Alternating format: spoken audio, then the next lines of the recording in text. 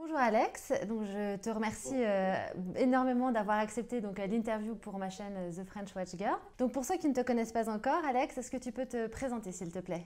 Eh bien, Alex Eisenhower, de bientôt la trentaine, à l'initiative de ce petit truc qui s'appelle Watchonist, qui a bien débuté sur Instagram. Tout ça débute d'une idée un peu toute bête, mais on va en discuter. Alors maintenant on va passer à des questions un peu plus générales. Oui. Si tu devais dessiner, je suis désolée j'insiste avec mon côté féminin, mais si tu devais dessiner trois montres pour femmes, lesquelles seraient-ce? Déjà, j'ai une marque qui me vient en tête direct, c'est Cartier. Je trouve que c'est très féminin et élégant. J'aime beaucoup pour femmes. Donc après Cartier, j'aime beaucoup la Tank de chez Cartier. Mhm. C'est très sobre, très fine, très tout ce qu'il faut bien. Voilà, je trouve vraiment que c'est une montre qui prend pas trop de place sur le poignet. Je trouve ça pas terrible une grosse montre sur un poignet fin, que ce soit pour homme ou pour femme. Donc ouais, Cartier, Bulgari aussi fait des trucs sympas dans le sens où ça épouse bien la forme du poignet. Puis après, un autre modèle, troisième, je saurais dire. Je ne saurais dire. Les modèles maison, Guillot, peut-être. C'est- mais tout à fait, c'est très très bon choix, excellent. Non, il faut que pour une poignée de femme, ouais, je trouve qu'il faut que ça reste très élégant. Quelque chose d'un peu plus lourd, ça me plaît moins, moi, en tout cas. D'accord. C'est mon goût personnel. Est-ce que tu peux me citer une femme du monde de l'horlogerie qui t'inspire? Hmm. Alors là, c'est très dur. Sincèrement, non. Sincèrement, non. C'est malheureux, mais On coupera peut-être ça au montage, hein. non, mais je voulais envoyer un mail en disant je sais pas trop pour cela. Sincèrement, non. Sincèrement, non. Parce que D'accord. malheureusement, même le milieu horloger artisanal, je connais vraiment pas beaucoup de femmes dedans, voire pas du tout. Le premier avec qui j'ai travaillé pour les montres un peu indépendantes comme ça, c'était Rémi Cools, ça s'appelle. Mhm. Il fait une montre tourbillon, il a fait qu'un seul exemplaire, mais qui était reconnu par notamment FP Journe. Mais lui, il n'était pas entouré de femmes non plus. J'ai essayé, hein, pourtant, mais putain, j'ai galéré. J'ai galéré. Donc non, une femme influente dans le monde de l'horlogerie, c'est Qui compliqué pour t'inspire, moi. pas forcément influente, mais Ouais, ouais, mais même qui m'inspirerait, c'est malheureux, mais il y a des mecs à l'origine de tout ça, là, c'est chiant. C'est tous des bonhommes. bon, Ça serait on va super passer que ce soit à une question voilà, peut-être plus facile à répondre pour toi. Euh, peux-tu me citer voilà, un homme du monde de l'horlogerie qui t'inspire cette fois? J'aime beaucoup le portrait de Max Busser qui bosse Mhm. pour MBNF. Je trouve que c'est un génie moderne un peu. Après, j'aime beaucoup aussi un mec qu'on ne connaît pas tant que ça, qui est à l'origine de la marque Enicar. Enicar, ancienne marque suisse, qui a fait faillite malheureusement quand tout est passé au quartz. Mais bon, Ouais. et ce monsieur en fait, c'était Henri Racine, je crois. Et Racine, c'est le nom de famille du monsieur. Et Racine à l'envers, c'est Enicar.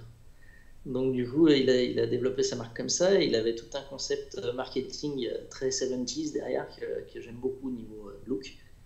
Et même la façon de vendre le produit et tout, je trouvais ça très, très original. Et j'ai beaucoup aimé la façon dont ce monsieur a amené la vente de ses produits comme ça. Donc ouais, c'est quelqu'un de pas très connu qui mérite qu'on s'intéresse. J'ai d'ailleurs bossé avec un mec qui va faire un livre sur la marque Enicar. D'accord. Donc c'est pour ça que je me suis intéressé aussi, hein. Des fois, certaines personnes me font m'intéresser à la marque ou à la montre. Et là, pour le coup, à Enicar, j'ai découvert un univers que je connaissais pas du tout, que je soupçonnais pas. Que tu as découvert en fait avec une demande. Création, ouais, D'accord. une Ok. création d'un monsieur, et puis du coup, je me suis intéressé à ça. Et c'est vrai qu'Enicar, ils ont fait des produits assez dingues et qui sont vraiment sous-cotés en ce moment. Mais ça commence à prendre un peu, mais c'est très sous-coté pour l'instant. D'accord. Mais voilà, puis l'histoire derrière, ouais, assez sympa. Ouais. Le début, ouais, années 50, 60, c'est assez sympa. D'accord. Donc l'objectif c'est d'en collectionner quelques-unes. Ça pourrait venir. D'accord, ok. Il y en a Enfin, une notamment que j'ai en tête, c'est Il faut avoir vu le film aussi avec Delon et Ventura.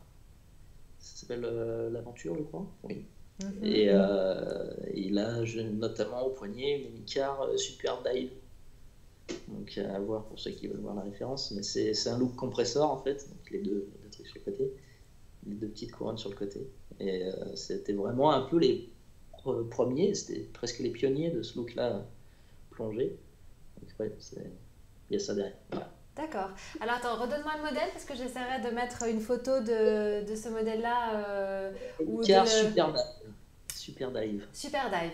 Ou Ultra Dive, ils en ont fait plein. Ultra Dive, Super Dive et Super Divette. Super Divette. Ok. Vu notamment dans le film L'Aventure, c'est ça? Ouais, c'est ça. L'aventurier, ou je sais plus, ça doit être l'aventurier. D'accord, très bien. Ok. Donc, puisqu'on parle de marque, maintenant je vais te poser la question. Quelle est la marque qui te fait le plus rêver? Ou oui, la marque qui te fait le plus rêver. Il y en a beaucoup, mais en restant dans des marques que tout le monde peut avoir accès, peut-être ça serait Omega. J'ai toujours adoré Omega. Est-ce que c'est la première que tu as dessinée? Peut-être, ouais. Et puis j'ai toujours voulu, depuis tout gosse, une Speedmaster, donc je finirais par en avoir une un de ces jours. J'ai toujours apprécié l'histoire qui allait avec la marque et le fait que ça soit aussi un peu plus accessible que certaines autres concurrentes pour des produits qui sont maintenant manufacturés maison et tout ça. Donc c'est vrai que je trouve qu'Omega fait un gros bond en avant face à ses adversaires, notamment le plus féroce Rolex qui n'arrive plus à distribuer de ses modèles, les pauvres, ils sont à court. Donc c'est pour ça, ouais, Omega, je trouve que c'est vraiment une marque qui a une histoire assez dingue, qui a des modèles emblématiques. Et ouais, j'apprécie beaucoup, surtout les anciennes, on se refait pas. J'aime beaucoup cette marque. Ouais. D'accord. Ok. Et dernière question avant qu'on arrête l'interview. Y a-t-il un autre accessoire que tu aimes autant que les montres? Non. Franchement, non. Je crois pas. Enfin, pas de bijoux, je n'ai rien. Mes lunettes, une chemise. Voilà. Mais si, les fringues, on va dire. J'aime bien me fringuer comme il faut, donc ouais, peut-être. Mais ça va de pair, ouais. Quand je choisis une montre. On va dire peut-être le bracelet de la montre. Ouais, c'est un accessoire. Donc en fait, toi, le matin, tu choisis ta montre et après, tu choisis tes fringues. Voilà. Je me dis, tiens, ça ira avec quelle fringue toi? Et puis voilà, je fais comme ça. D'accord, ok, très bien. Alors non, j'ai pas tout à fait fini parce que tu nous disais que ta compagne était enceinte. Est-ce que tu comptes lui offrir une montre pour la naissance de votre enfant? Oui, mais elle le sait pas. Ah, d'accord. Si, mais je pensais justement à une Cartier Tank. Donc, pour moi, c'est l'idéal pour une femme, ce petit modèle-là. Donc après à voir, mais c'était l'idée que j'avais en tête. D'accord, ok, très bien. Bah écoute, je pense qu'on a répondu à peu près à toutes mes questions. Eh bien, un grand merci Alex pour ton temps, parce que je vois que voilà, ça a duré déjà un peu plus d'une heure. Le temps passe vite. Voilà, le temps passe vite quand on est en bonne compagnie. Écoute, moi j'ai passé un très bon moment voilà, à t'écouter, à écouter ton histoire, voilà, comment The Watchonist est né, comment tu t'es intéressé à l'horlogerie et comment tu es autodidacte voilà, sur cette fabuleuse aventure. Bien sûr, ouais, c'était un plaisir en tout cas de mon côté aussi d'être interviewé de la sorte. Avec les Rapiers, c'était beaucoup plus succinct, c'était juste tu es au téléphone. Ouais. Mais bon, c'est très sympathique de faire comme ça, puis ça permet de nous voir en même temps qu'on se parle. Oui, je trouve ça plus sympa aussi. C'est tout nouveau tout ça pour moi, donc c'est assez beau tout l'engouement qu'on me porte, donc je te remercie aussi. Moi aussi j'étais ravie de te poser toutes ces questions, ça m'a permis de mieux te connaître, de mieux te connaître en tant qu'homme, mais aussi de mieux connaître ton métier et les marques et les hommes qui suscitent ton intérêt aujourd'hui.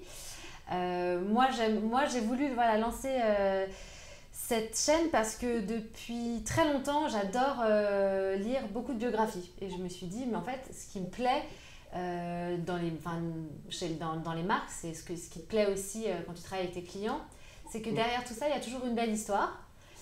Et moi, c'est l'histoire que j'ai envie de mettre en avant avant de parler purement de garde-temps. Et, C'est ça. et ce format-là, je le trouvais sympa parce que voilà, moi j'ai envie que des gens, des amateurs et passionnés d'horlogerie, voilà, connaissent des gens du milieu et qui permettent voilà, de faire de ce métier un véritable métier d'art. D'accord, ouais, bah c'était aussi mon but quand j'ai commencé Watchonist, c'était vraiment d'apporter la patte du client à travers le dessin. Oui, Donc voilà, c'est pour personnaliser au maximum, quoi de mieux que d'amener la touche personnelle du client lui-même. Donc c'est vrai que c'est quelque chose qui n'existait pas. On invente quelque chose ensemble, c'est beau. c'est parfait. Je pense qu'on va s'arrêter là-dessus. Voilà. Sur notre génie mutuel, bravo. J'adore. C'est super modeste, magnifique. Ah, c'est super.